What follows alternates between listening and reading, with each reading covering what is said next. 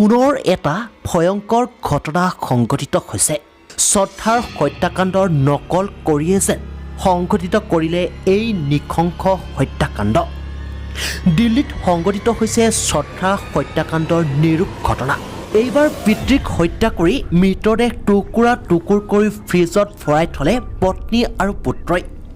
এই কথা পোহৰলৈ অহাৰ লগে লগে দিল্লীৰ অপৰাধ নিৰ্মূল শাখাই মহিলাগৰাকী আৰু তেওঁৰ পুত্ৰক আটক কৰে ঘটনাৰ বিৱৰণী অনুসৰি দিল্লীৰ পাণ্ডৱ নগৰত দিল্লী আৰক্ষীয়ে বহুকেইদিন পুৱা মানুহৰ শৰীৰৰ টুকুৰা উদ্ধাৰ কৰিছিল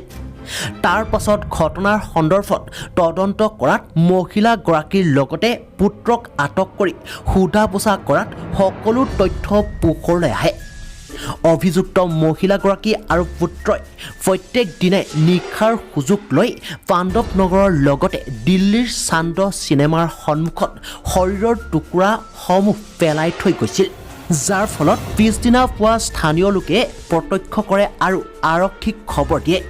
এনেদৰে কেইবাদিনো মানুহৰ শৰীৰ টুকুৰা উদ্ধাৰ হোৱাত আৰক্ষীয়ে ঘটনাৰ উচিত তদন্ত আৰম্ভ কৰে আৰক্ষীয়ে চিচিটিভি ফুটেজ পৰীক্ষা কৰাত ঘটনাৰ প্ৰকৃত ৰহস্য পোহৰলৈ আহে আৰু ইতিমধ্যে কিয় নিজ পিতৃক টুকুৰা টুকুৰকৈ কাটি হত্যা কৰিলে ইয়াৰ আৰু ৰহস্য জানিবলৈ দিল্লীৰ আৰক্ষীয়ে তদন্ত প্ৰক্ৰিয়া চলাই আছে বুলি জানিবলৈ দিয়ে ব্যুৰো ৰিপৰ্ট আছাম 24